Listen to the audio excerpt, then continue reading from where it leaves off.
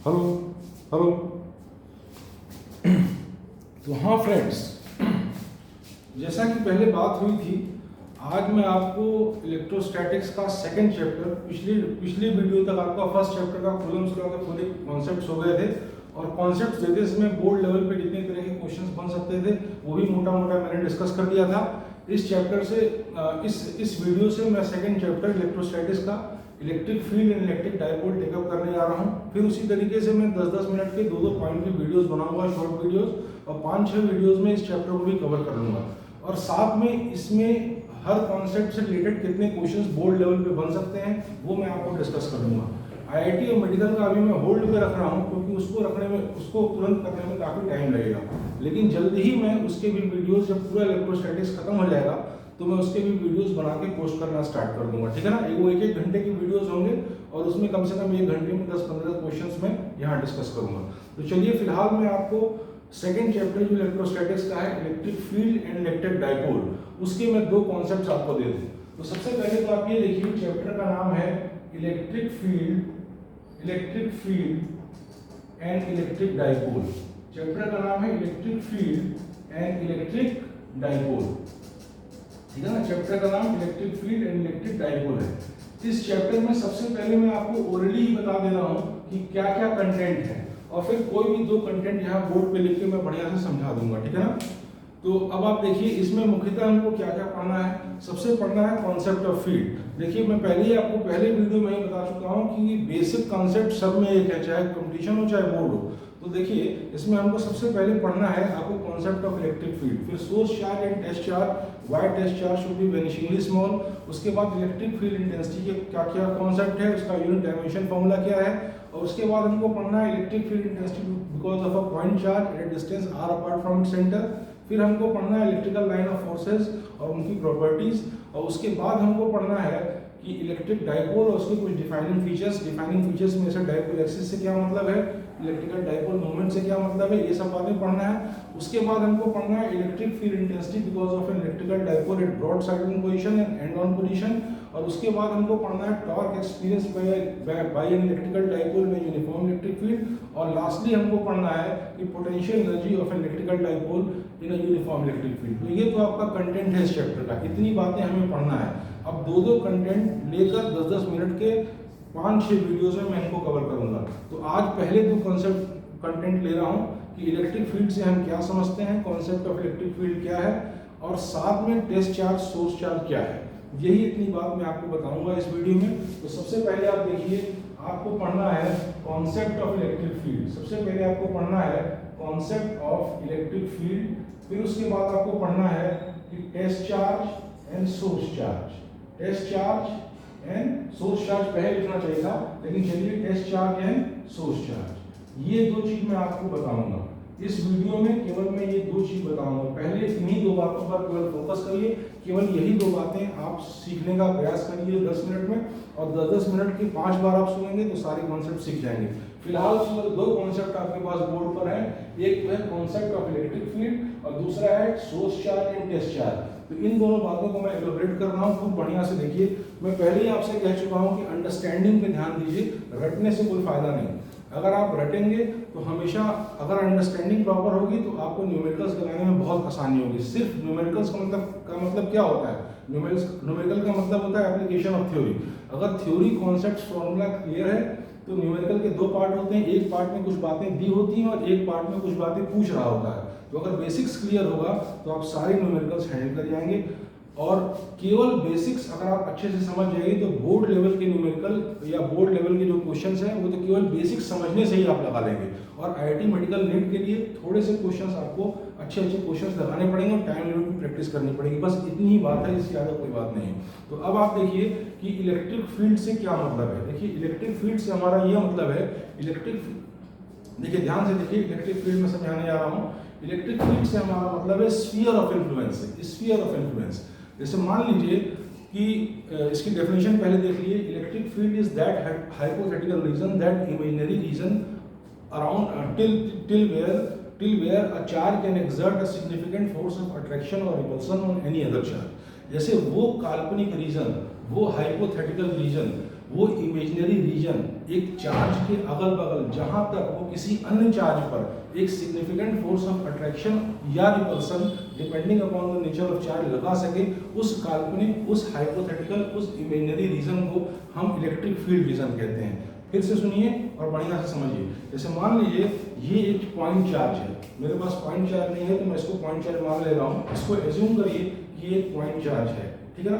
तो इस चार्ज के अगल बगल वो काल्पनिक रीजन, वो हाइपोथेटिकल रीजन, वो इमेजिनरी रीजन जहां तक ये चार्ज किसी अन्य चार्ज पर एक सिग्निफिकेंट फोर्स ऑफ अट्रैक्शन या रिपल्सन लगा सके, उस काल्पनिक हाइपोथेटिकल इमेजिनरी रीजन को हम इलेक्ट्रिक फील्ड रीजन कहते हैं।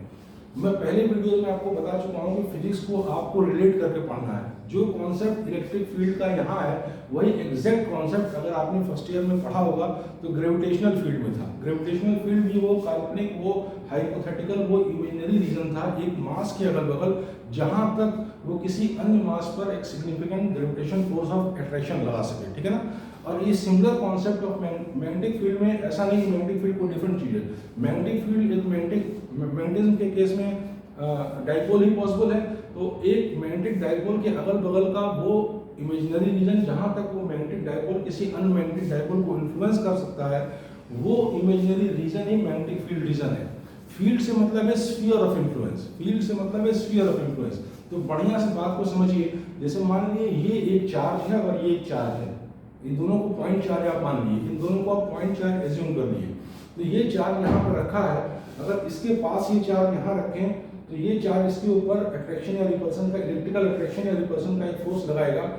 वो अट्रैक्टिव भी हो सकता है, रिपल्सिव भी हो सकता है, depending upon the nature of charge. अब अगर इस चार्ज को हम यहाँ के अलावा यहाँ भी रख लें तो भी लगाएगा, लेकिन कम फोर्स लगाएगा, और यहाँ के अलावा यहाँ लगा लें तो भी लगाएगा, और तो भी लगाएगा लेकिन मैग्नीट्यूड और कम हो जाएगा। लेकिन अगर इस चार्ज को यहाँ रखें और इस एक चार्ज को हम यहाँ से 10-20 किलोमीटर दूर रख दें तो ऐसे केस में भी फोर्स लगाएगा, लेकिन वो फोर्स निग्लिजिबल होगा। तो जहां तक सिग्निफिकेंट फोर्स लगा सकता है कोई चार्ज किसी अन्य चार्ज तक, जहां तक किसी अन्य चार्ज को इन्फ्लुएंस कर सकता है, उस काल्पनिक रीजन को हम इलेक्ट्रिक फील्ड रीजन कहते हैं। ये कॉन्सेप्ट मैग्नेटिक फील्ड और ग्रेविटेशन फील्ड से एकदम सिमिलर यही कॉन्सेप्ट है। अगर इलेक्ट्रिक फील्ड आप समझ गए तो मैग्नेटिक फील्ड भी यही है और ग्रेविटेशन फील्ड भी यही है। अब देखिए, ये हाइपोथेटिकल कॉन्सेप्ट्स केवल फिजिक्स में नहीं इस्तेमाल है, साइंस सब्जेक्ट्स में तो बहुत ज़्यादा हाइपोथेटिकल कॉन्सेप्ट्स इस्तेमाल किए जाते हैं, लेकिन आर्ट्स के सब्जेक्ट में भी और नियरली साइंस के सब्जेक्ट में भी, जो कुछ सब्जेक्ट्स ऐसे हैं जो आर्ट्स और साइंस के बीचों बीच हैं या साइंस से ज़्यादा पास हैं, ऐसे में भी हाइपोथेटिकल कॉन्सेप्ट्स इस्तेमाल किए जाते हैं बातों को समझने के लिए। जैसे देखिए, फील्ड हमें विजिबल नहीं है, फील्ड हमको नहीं दिखती है, लेकिन फील्ड के इफेक्ट्स हमें विजिबल हैं और उस इफेक्ट्स का हमको स्टडी करना है। ऐसी बात को समझिए कि जैसे साइकोलॉजी एक सब्जेक्ट है, साइकोलॉजी से मतलब है स्टडी ऑफ ह्यूमन बिहेवियर। अब जैसे ह्यूमन बिहेवियर कहाँ होता है? जहाँ इंसान का मन लगता है, लेकिन मन किसी ने देखा है? मन तो किसी ने देखा नहीं है। अगर मैं आपसे पूछूं आपका नाक कहाँ है तो आप बोलेंगे यहाँ, मैं पूछूं कान कहाँ है तो आप बोलेंगे यहाँ, मैं पूछूंगा आपका दांत कहाँ है तो आप बोलेंगे यहाँ, मैं पूछूं आपका बाल कहाँ है आप बोलेंगे यहाँ, लेकिन मैं पूछूं आपका मन कहाँ है तो आप नहीं बता पाएंगे। तो मन एक इमेजिनरी कॉन्सेप्ट है, मन एक हाइपोथेटिकल कॉन्सेप्ट है। मन को एज्यूम किया गया है बिहेवियर को डिफाइन करने के लिए, बिहेवियर की स्टडी करने के लिए, और साइकोलॉजी क्या है? Study of human behaviour. तो मन एक कंस्ट्रक्ट है, मन एक काल्पनिक चीज है, एक कंस्ट्रक्ट है। उसी प्रकार से इलेक्ट्रिक फील्ड में उसी प्रकार से इलेक्ट्रिक फील्ड एक हाइपोथेटिकल कॉन्सेप्ट है, इलेक्ट्रिक लाइन ऑफ फोर्सेस एक हाइपोथेटिकल कॉन्सेप्ट है। इलेक्ट्रिकल लाइन ऑफ फोर्सेस का इस्तेमाल करते हैं इलेक्ट्रिक फील्ड की मैपिंग में, उसको रिप्रेजेंट करने के लिए डायग्रामेटिकली, ठीक है ना। और इलेक्ट्रिक फील्ड तो इमेजिनरी है, लेकिन इलेक्ट्रिक फील्ड की वजह से जो फोर्स लगता है वो विजिबल है, वो ऑब्जर्वेबल है, उस फोर्स के इफेक्ट को हम देख सकते हैं, ठीक है ना। तो इलेक्ट्रिक फील्ड एक कंस्ट्रक्ट है। तो अब आप दूसरी चीज देखिए, मैं आपको बता रहा हूँ टेस्ट चार्ज और सोर्स चार्ज। सोर्स चार्ज वो चार्ज होता है जिस चार्ज की वजह से फील्ड प्रोड्यूस होती है। सोर्स चार्ज वो चार्ज होता है जिस चार्ज की वजह से फील्ड प्रोड्यूस होती है। मान लीजिए यहाँ पर एक चार्ज +2 रखा हुआ है, इसके अगल बगल का वो इमेजिनरी रीजन, वो हाइपोथेटिकल रीजन, वो काल्पनिक रीजन जहाँ तक ये किसी अन्य चार्ज पे सिग्निफिकेंट इलेक्ट्रिकल इफेक्ट लगा सके, उसको इलेक्ट्रिक फील्ड रीजन कहते हैं। बात समझ में आ गई? तो अब ये मैंने डॉट डॉट करके बता दिया। मान लीजिए इस चार्ज की वजह से यहाँ तक सिग्निफिकेंट फोर्स ऑफ अट्रैक्शन या रिपल्सन लग सकता है, तो ये फील्ड रीजन हो गया, और ये आपका हो गया सोर्स चार्ज। सोर्स चार्ज मतलब वो चार्ज जिसकी वजह से फील्ड प्रोड्यूस हो रही है। ठीक है ना। अब एक और कॉन्सेप्ट डिफाइन किया गया है इस केस में, मैं इसको यहीं पे लिख लूँ, इलेक्ट्रिक फील्ड इंटेंसिटी।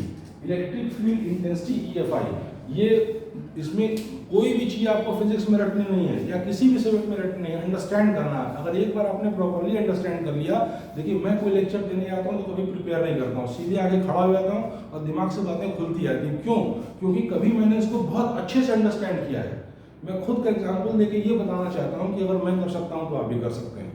तो अब आप देखिए, एक इलेक्ट्रिक फील्ड इंटेंसिटी जो है, इसको मैं परिभाषित करने जा रहा हूँ। इलेक्ट्रिक फील्ड इंटेंसिटी से को पहले समझ लीजिए इसका मतलब क्या है। जैसे मान लीजिए कोई सोर्स चार्ज है, उसके अगल बगल एक फील्ड क्रिएटेड है, कोई सोर्स चार्ज है, उसके अगल बगल एक फील्ड क्रिएटेड है, लेकिन फील्ड के हर पॉइंट पे उस सोर्स चार्ज की वजह से जो फोर्स ऑफ फील्ड के हर पॉइंट पे सोर्स चार्ज की वजह से significant electrical force of attraction या रिपल्सन लगेगा, लेकिन हर पॉइंट पे सेम नहीं लगेगा। जो पॉइंट सोर्स चार्ज के पास होंगे उसमें कंपैरेटिवली ज्यादा फोर्स लगेगा, और जो पॉइंट सोर्स चार्ज से दूर होंगे उसमें कंपैरेटिवली कम फोर्स लगेगा। क्योंकि कूलम्स लॉ से आपने पढ़ा है कि ये फोर्स जो है दोनों चार्जेस के बीच के डिस्टेंस के स्क्वायर के इनवर्सली प्रोपोर्शनल होता है। ये आप प्रीवियस वीडियोस में पढ़ चुके हैं। मेरी वीडियोस को लाइन बाय लाइन देखिए, पहला वीडियो देखिएगा, दूसरा तीसरा आप स्किप कर सकते हैं, और पहला वीडियो देखिएगा, दूसरा तीसरा आप स्किप कर सकते हैं, और चौथे से आप लाइन बाय लाइन चलिए, सीरीज बाय सीरीज चलिए। जहाँ डाउट हो वहाँ मुझे आप चाहिए तो कॉल करके पूछ लीजिए, चाहे तो मुझे व्हाट्सएप उस पर दे दीजिए, मैं आपको रिप्लाई दे दूंगा और आपको सारी बातें क्लियर होती जाएंगी, ठीक है ना। तो अब आप देखिए, मैं आपको ये बता रहा हूँ कि इलेक्ट्रिक फील्ड इंटेंसिटी से क्या मतलब है। इलेक्ट्रिक फील्ड इंटेंसिटी को वेक्टर E से डिनोट किया गया है, और इसको किया जाता है बाय कन्वेंशन, और इसको डिफाइन किया गया है। Electric field intensity at a point in an electric field is defined as the ratio of force experienced by a charge kept at that point with the magnitude of the charge. फिर से सुनिए, जैसे कोई electric field region है, किसी source charge की वजह से कोई स्फीयर ऑफ इन्फ्लुएंस का रीजन है, वही उसी को इलेक्ट्रिक फील्ड कहेंगे। उसके किसी पॉइंट पे इलेक्ट्रिक फील्ड इंटेंसिटी को वेक्टर E से डिनोट करते हैं, और इसको डिफाइन किया गया है कि उस पॉइंट पे अगर हम कोई चार्ज रख दें तो उस चार्ज पे जितना इलेक्ट्रिकल फोर्स लगेगा और उस चार्ज के मैग्नीट्यूड का रेशियो, इसको हम electric field intensity at a point in electric field define करते हैं, ठीक है। Electric field intensity at a point in electric field is defined as the ratio of force experienced by a charge kept at that point in the field with the magnitude of the charge। इसको E से denote करते हैं, vector E से, vector quantity है E बराबर force by charge, ठीक है ना। और इसको फिजिकली आप ऐसे समझ सकते हैं कि भाई हर पॉइंट पे तो इंटेंसिटी सेम होगी नहीं, जैसे जो पॉइंट ज्यादा पास होंगे सोर्स चार्ज को वहाँ इंटेंसिटी ज्यादा होगी, ठीक है ना। तो अब आप इस तरीके से देखिए इसको, तो ये आपका हो गया इलेक्ट्रिक फील्ड इंटेंसिटी। तो अब तक मैंने आपको बताया कि मैं ये चैप्टर स्टार्ट करने जा रहा हूँ, इसका कंटेंट मैंने ओरली बोल दिया, फिर 2 पॉइंट्स मैंने लिए, कॉन्सेप्ट ऑफ इलेक्ट्रिक फील्ड उसको एलोबरेट कर दिया, और साथ में टेस्ट चार्ज और सोर्स चार्ज और इलेक्ट्रिक फील्ड इंटेंसिटी से हम क्या समझते हैं ये बता दिया। अब आप देखिए कि बोर्ड लेवल में इस पार्ट से कितने क्वेश्चन बन सकते हैं। एक तो बन सकता है डिफाइन इलेक्ट्रिक फील्ड 1 मार्क, ये क्वेश्चन बन सकता है। दूसरा क्वेश्चन बन सकता है what do we understand by source charge and test charge, ठीक है ना, ये बन सकता है। फिर उसके बाद पूछ सकता है कि what is the unit and dimension formula of electric field intensity, ये बन सकता है, ठीक है ना। उसके बाद आपका एक क्वेश्चन जो बराबर आपके बोर्ड में 3-4 बार रिपीट किया गया है, why test charge should be. हाँ, अब देखिए, जिस चार्ज की मदद से इलेक्ट्रिक फील्ड के किसी पॉइंट पे हम इलेक्ट्रिक फील्ड इंटेंसिटी को निकालते हैं, उस चार्ज को हम टेस्ट चार्ज कहते हैं। जिस चार्ज की वजह से फील्ड प्रोड्यूस होती है उसको तो हम सोर्स चार्ज कहते हैं, लेकिन जिस चार्ज की मदद से इलेक्ट्रिक फील्ड के किसी पॉइंट पे हम इलेक्ट्रिक फील्ड इंटेंसिटी को निकालते हैं उसको हम टेस्ट चार्ज कहते हैं। टेस्ट चार्ज मतलब उस चार्ज की मदद से फील्ड के अंदर हम टेस्ट कर रहे हैं कि इंटेंसिटी कितनी है। तो जैसे मान लीजिए ये सोर्स चार्ज है, इसकी वजह से फील्ड क्रिएटेड है, और ये पॉइंट आपका ए है, ये पॉइंट आपका ए है, यहाँ पे EFI निकालना है, इलेक्ट्रिक फील्ड इंटेंसिटी निकालना है, तो इस पॉइंट पे हम कोई टेस्ट चार्ज रख देंगे। कोई टेस्ट चार्ज मान लीजिए Q0 हमने रख लिया, फिर इस टेस्ट चार्ज रख देंगे, फिर इस पॉइंट पे, इस टेस्ट चार्ज पे जो इलेक्ट्रिकल फोर्स ऑफ अट्रैक्शन या रिपल्सन लगेगा उस फोर्स को हम मेजर कर लेंगे, और उस फोर्स से इस चार्ज के मैग्नीट्यूड Q0 को डिवाइड कर देंगे, तो इस पॉइंट पे इलेक्ट्रिक फील्ड इंटेंसिटी निकल जाएगी। फिर से सुनिए, मैं ये बता रहा हूँ कि इलेक्ट्रिक फील्ड के किसी पॉइंट पे इलेक्ट्रिक फील्ड इंटेंसिटी को डिफाइन किया गया है, उस पॉइंट पे अगर हम कोई चार्ज रख दें तो उस पर जो फोर्स लगेगा और उस चार्ज के मैग्नीट्यूड के रेशियो के बराबर, ठीक है ना। तो आप देख रहे हैं फोर्स और चार्ज के मैग्नीट्यूड के रेशियो के बाद जिस चार्ज की वजह से फील्ड प्रोड्यूस होती है उसको सोर्स चार्ज कहते हैं, और जिस चार्ज की मदद से इलेक्ट्रिक फील्ड के किसी पॉइंट पे इलेक्ट्रिक फील्ड इंटेंसिटी की हम गणना करते हैं, कैलकुलेशन करते हैं, उसको हम टेस्ट चार्ज कहते हैं, ठीक है ना। टेस्ट चार्ज को बाय कन्वेंशन हम Q0 से रिप्रेजेंट करते हैं। तो मान लीजिए पॉइंट ए पे हमको EFI निकालना है, इलेक्ट्रिक फील्ड इंटेंसिटी निकालना है, तो पॉइंट ए पे हमने टेस्ट चार्ज कर दिया, और फिर उसके बाद इस चार्ज की वजह से इस चार्ज पे जो इलेक्ट्रिकल फोर्स लगा उसको हमने मेजर कर लिया, और इस चार्ज के मैग्नीट्यूड से डिवाइड कर दिया, तो हमको इलेक्ट्रिक फील्ड इंटेंसिटी निकल गई। अब एक बात देखिए कि एक क्वेश्चन आपके बोर्ड में बराबर बनता है कि why test charge should be vanishingly small, यानी टेस्ट चार्ज को बहुत छोटा क्यों होना चाहिए। देखिए उसको आप ऐसे लिखेंगे कि test charge should be vanishingly small because if it had not been so, अगर वो ऐसा नहीं होता, test charge should be vanishingly small because if it had not been so, अगर वो ऐसा नहीं होता then it will create its own field, तो अपनी भी फील्ड वो क्रिएट कर देता। और इसका एम क्या था टेस्ट चार्ज का? टेस्ट चार्ज का एम क्या था? इस पॉइंट पे इस सोर्स चार्ज की वजह से इलेक्ट्रिक फील्ड इंटेंसिटी को निकालना। लेकिन जब ये अपनी भी फील्ड क्रिएट कर देगा तो इस पॉइंट पे क्या निकालेगा? इस चार्ज और अपनी फील्ड की वजह से, इस सोर्स चार्ज की वजह से फील्ड और अपनी फील्ड की वजह से रिजल्टेंट फील्ड निकालेगा, जो हम निकालना नहीं चाहते थे। इसलिए हमारा कैलकुलेशन गलत हो जाएगा। फिर से सुनिए, आपके बोर्ड में 2 मार्क्स का क्वेश्चन कई बार रिपीट किया गया है कि what is test charge and why it should be vanishingly small. Vanishingly small मतलब ऑलमोस्ट जीरो के आसपास। तो उसका आंसर आप ये लिखेंगे कि test charge should be vanishingly small because if it had not been so then it will create its own field and then it will be measuring the resultant field of because of source charge and test charge which it was not intended to measure, जिसके लिए उसको नहीं रखा गया था। उसको रखा गया था सोर्स चार्ज की वजह से फील्ड को निकालना, लेकिन अगर उसकी भी फील्ड है तो जो फील्ड वो निकालेगा वो सोर्स चार्ज और टेस्ट चार्ज की रिजल्टेंट फील्ड निकालेगा, जिसके लिए उसको नहीं रखा गया था, ठीक है ना। उसी तरीके की बात हुई, जैसे मान लीजिए आपने उसमें क्या कहते हैं करंट हिस्ट्री में पढ़ा था कि एमीटर क्या होता है। एमीटर एक इंस्ट्रूमेंट है जिसकी मदद से हम इलेक्ट्रिकल सर्किट्स के अंदर इलेक्ट्रिकल करंट को मेजर करते हैं। किसी भी इलेक्ट्रिकल सर्किट के अंदर इलेक्ट्रिकल करंट को हम मेजर जिस इंस्ट्रूमेंट से करते हैं उसी को हम एमीटर कहते हैं। गैल्वेनोमीटर से ही एमीटर बनता है, ठीक है ना। तो अब देखिए एमीटर को हम क्या करते हैं, सर्किट के पैरेलल में लगाते हैं। एमीटर को हम सर्किट के पैरेलल में लगाते हैं। एक आइडियल एमीटर का मैं आपको ये समझाना चाह रहा हूँ कि टेस्ट चार्ज को बहुत छोटा क्यों होना चाहिए। टेस्ट चार्ज को बहुत छोटा इसलिए होना चाहिए कि अगर वो ऐसा नहीं होगा तो अपनी भी फील्ड क्रिएट कर देगा, और फिर वो वहाँ पे वो जो बात मेजर करेगा वो अपनी फील्ड और सोर्स चार्ज की वजह से फील्ड का रिजल्टेंट मेजर करेगा, जिसके लिए इसको नहीं रखा गया था। ये बात उसी प्रकार से हुई जैसे कि डीसी सर्किट एंड मेजरमेंट में इलेक्ट्रिकल करंट चैप्टर में आपने पढ़ा है, क्लास 9-10 में भी ये बात बताई जाती है कि एमीटर को लगाते हैं सर्किट के सीरीज में जिससे कि वो सर्किट का करंट मेजर कर सके। लेकिन एक आइडियल एमीटर का रेजिस्टेंस जो होता है वो 0 होना चाहिए। बहुत लोग इस बात को रट लेते हैं, लेकिन समझिए कायदे से इस बात को कि इसका रेजिस्टेंस 0 इसलिए होना चाहिए आइडियल एमीटर का। आइडियल एमीटर से मतलब है ऐसा एमीटर जो वही करंट मेजर करे जो सर्किट में फ्लो कर रही थी। अगर इसका खुद का भी रेजिस्टेंस होगा तो सर्किट की करंट को ये चेंज कर देगा, क्योंकि हम जानते हैं करंट बराबर क्या होती है, पोटेंशियल बाय रेजिस्टेंस। और अगर एमीटर का अपना भी सिग्निफिकेंट रेजिस्टेंस होगा तो सर्किट की करंट को ही चेंज कर देगा। तो मान लीजिए एमीटर लगाने के पहले सर्किट में 2 एम्पीयर करंट फ्लो कर रही थी, तो जब एमीटर लगाएंगे तो करंट ही को कम कर देगा और 1.96 1.98 एम्पीयर करंट को मेजर करेगा। इसलिए एक आइडियल एमीटर का रेजिस्टेंस जो है बहुत स्मॉल होना चाहिए, ठीक है ना। तो इस तरीके से मैंने दूसरे चैप्टर के फर्स्ट 2 पॉइंट्स को कवर कर दिया। अब कल मैं 2 पॉइंट और दूंगा, 2 पॉइंट करके 3-4 वीडियोस दूंगा और आपके सारे बेसिक कॉन्सेप्ट्स क्लियर हो जाएंगे। और हर पॉइंट के साथ कितने क्वेश्चन बोर्ड लेवल पे बन सकते हैं, कितने तरह के, वो मैं बता दूंगा। जेईई नीट लेवल के क्वेश्चन कितने बन सकते हैं वो बताना पॉसिबल नहीं है। उसके लिए कुछ क्वेश्चंस को छांट करके मैं 1-1 घंटे का वीडियो बना के आपको पोस्ट करता रहूंगा। धन्यवाद।